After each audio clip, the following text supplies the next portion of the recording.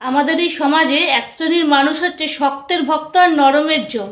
নরম বলতে কিরকম নরম? যারা নিজেদের সঙ্গে অন্যায় হলে প্রতিবাদ করতে পারে না।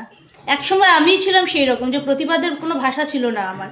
আমি প্রতিবাদ করার সময় আগেই চিন্তা করতাম যে একে কিছু বলবো, এই মানুষটা তো বয়সে আমার থেকে বড়, কি করে তাকে বলবো, তার তো অপমান হবে।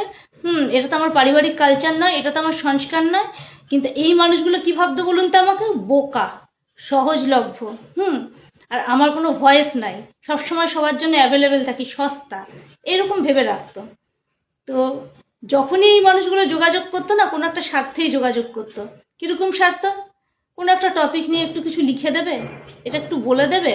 মানে কি করে বলি, যে সেই মানুষগুলো বিদ্যা বুদ্ধিও এইটুকু, তাদের মনের মতোই। কোনোদিন মনে হয় ফুল প্যান্ট পরে স্কুলও যায়নি।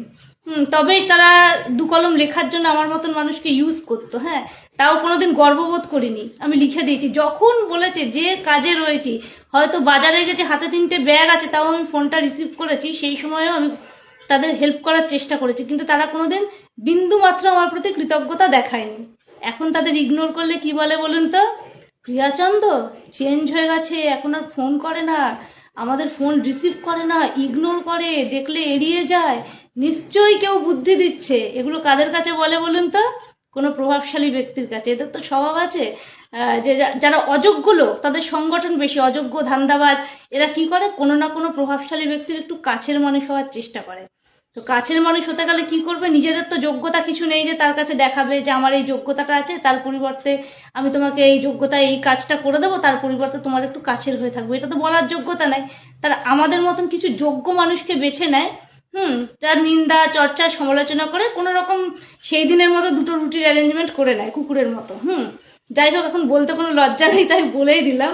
তো এইরকমভাবেই তারা কিছু প্রভাবশালী ব্যক্তিদের টেবিলের সামনে এসে বলতো। হ্যাঁ, যখন কোনো গুরুত্বপূর্ণ বিষয় নিয়ে আলোচনা হতো, হয়তো সেই কাজটা আমাকে দিয়ে করিয়েছে, কিন্তু ঘটনাস্থলে প্রিয়াচন্দর নামের কোনো উল্লেখ হতো না। তারা কি বলতো? আমরা করেছি। আঘাত লাগতো জানেন তো দিনের শেষে। হ্যাঁ, কারণ আমি তো আর অকৃতজ্ঞ নই। সংস্কারে কোথাও না কোথাও আটকে যাই, ঠিকই প্রতিবাদ করতে পারি না, এখন ইগনোর করতে শিখে গেছি। তো তাদেরকে বলি, এই যে প্রভাবশালী ব্যক্তিদের কাছে গিয়ে আমাদের যোগ্যতাটাকে একটু নিচু করে দেখাচ্ছেন, তাদেরকে গিয়ে বলেন যে এরা এরা জুনিয়র, এরা কিছু জানে না, এরা কোনো কাজ জানে না, যা জানি আমরা জানি, যা করি আমরা করি, ওকে দিয়ে কিছু হবে না। কিংবা এমন এমন ঘটনা, মানে মিথ্যা ঘটনা আপনারা সাজিয়ে বলেন যেগুলো আমার সঙ্গে রিলেটেড নয়। আর ব্যক্তিগতভাবে আপনাকেই বলছি, আপনি আমাকে চেনেন? শুধু নাম আর এই ফেসটা ছাড়া আপনি কিছু জানেন? মানে আপনি আমার ছোটবেলার বন্ধু না, পাড়া প্রতিবেশী না, আত্মীয় না, কিছুই না। আপনি আমাদের পারিবারিক কালচার সংস্কার থেকে অনেক দূরে, কিছুই জানেন না। কিন্তু কি, কারোর বদনাম করে কিছু প্রভাবশালী ব্যক্তির কাছের মানুষ হওয়া। তো বলি, ওই প্রভাবশালী ব্যক্তি, সে দাদা বা দিদি, যেদিন আপনার কাছে কিছু এক্সপেক্ট করবে, সে তো করতেই পারে এক্সপেক্ট, হ্যাঁ, যে এই মানুষটা এবার আমার কোনো একটা কাজে হেল্প করবে, সেদিন কি করবেন? কার বদনাম করতে যাবেন? যোগ্যতা তো আপনার মধ্যে ভাই এইটুকুও নাই। আর সারা জীবন কারণ না কারণ, হয়তো আজকে আমাকে বেঁচেছেন, কালকে অন্য কাউকে, পরশু অন্য কাউকে, এরকম করে যে সমস্ত যোগ্য ব্যক্তিরা আছে সবাইকে সাইড করছেন, হ্যাঁ, প্রভাবশালী ব্যক্তিদের একটু কাছে যাওয়ার জন্য আর আমাদেরকে একটু নিচু করার জন্য। তো পারবেন না কেন বলুন তো?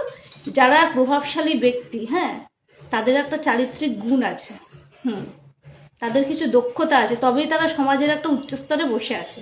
তো তারাও কিন্তু মানুষ চেনে আপনি কি করছেন।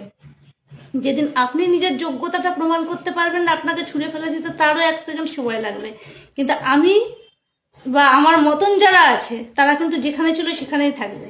আর আমরা ধান্দাবাজির সম্পর্ক রাখি না, স্বার্থের সম্পর্ক রাখি না। তাই সেই প্রভাবশালী ব্যক্তি, সেই দাদা বা দিদির, সে তার সঙ্গে যেমন সম্পর্ক ছিল না, আমরা কিন্তু একই থাকবো। কেন বলুন তো? আমাদের সম্পর্কটা হচ্ছে শ্রদ্ধার সম্পর্ক, সম্মানের সম্পর্ক, ভালোবাসার সম্পর্ক, আপনার মতন স্বার্থের না, বিশেষ করে এইটুকু ক্ষুদ্র স্বার্থের না। তো এটা আপনারা বুঝবেন না। যদি ছোটবেলা থেকে ঠিকঠাক সংস্কারে মানুষ হতেন, পড়াশোনার সময় পড়াশোনা করতেন, সঠিক সময় সঠিক শিক্ষাটা পেতেন, তাহলে এই সময় আপনাদেরকে বলতে হতো না এই কথাগুলো। আর বলি একটা কথা, পার্সোনালি জিজ্ঞেস করছি, হ্যাঁ, কিছু মনে করবেন না, জিজ্ঞেস করছি, এই যে এত কিছু করলেন, কোনো লাভ হলো?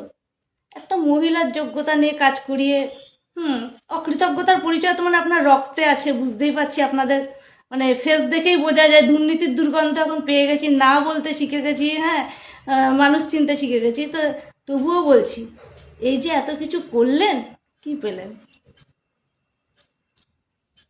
একটাও ছিঁড়তে পারলেন? দেখুন তো, হেব্বি শক্ত, ছিঁড়তে পারবেন না।